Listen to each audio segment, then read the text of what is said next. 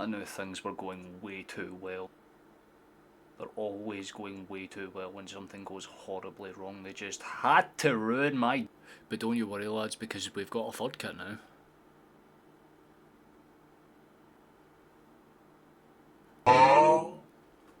Hello everyone, my name is Kikazi and welcome back to the channel. You know, if I make a video, and especially if it's about Celtic, it's usually not that great.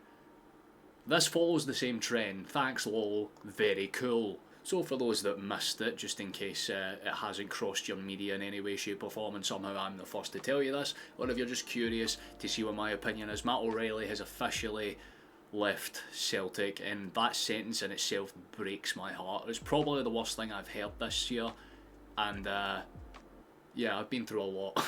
For those that have been on this channel for a long enough period of time, they should probably know just how highly I have held O'Reilly up in the ranks of Celtic players, especially from the get-go when he wasn't particularly well liked and people didn't know if he was going to fit into the system. I've always sung his praises, and it's almost became like a meme on this channel just how much I fucking adore Matt O'Reilly and his ability and just how good he was as a footballer, to the point where, you know, I would shout Matthias goddamn motherfucking Matt O'Reilly. It was like a whole thing. I don't get to do that anymore, which sucks, man. But yeah, basically the Premier League have got an absolute baller on the cheap again. They've decided that Brighton are the choice this time. 25 million he signs for, with 5 million on add-ons to come over the next season or two, which is fine, I guess.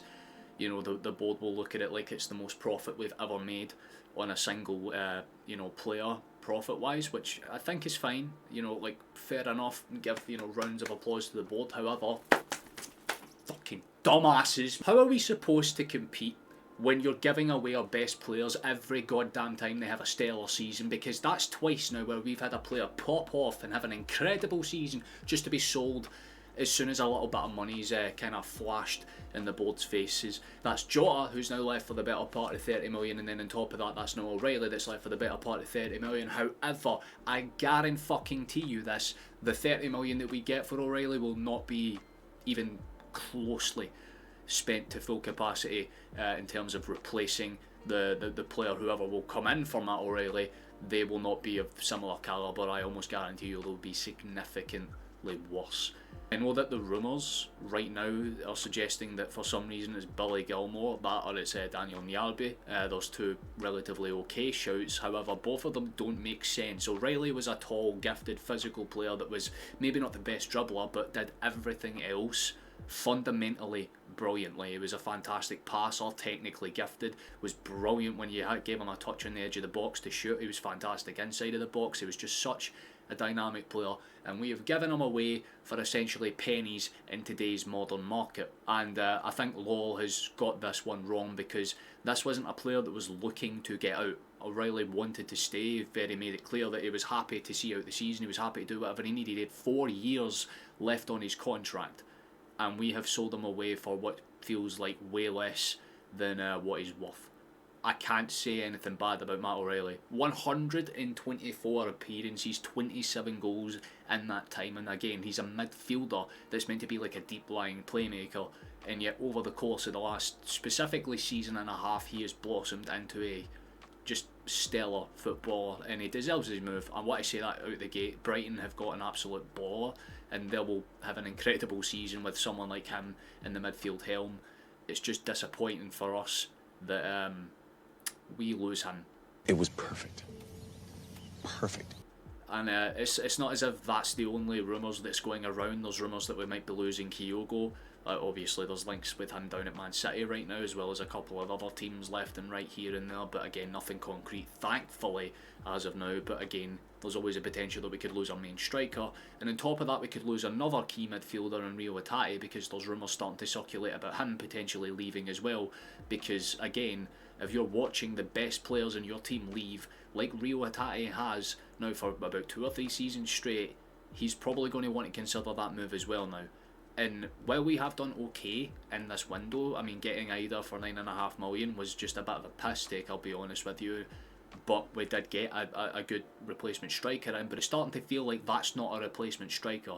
One of the things I said is if Celtic are willing to spend nearly 10 million on a striker, they're trying to see them as a main option. So probably keep an eye out for the fact that we might lose two of our best Japanese players as well. So that basically summarises everything that I need to cover. I just wanted to kind of talk about it because, again, this is one of my favourite players I've seen in a Celtic shirt for a good while, and it just sucks that we've given away such an incredible player. But you know, I hope Matt has an incredible career going forward. I wish him nothing but the best because he's genuinely just a really good, talented fella, and I hope that we managed to spend that money and we managed to bring some players in. But again, I think that we know the board all too well, so yeah, I guess that's that. I'm sorry that this video was a little bit short, but again, that's kind of how these videos tend to go, and it has been, you know, how long since I've made one? Like fucking, it's been 5 months. Yeah, again, I only make videos whenever something serious comes up, and losing literally my favourite player, I would consider that a very serious topic, so figured I'd cover it.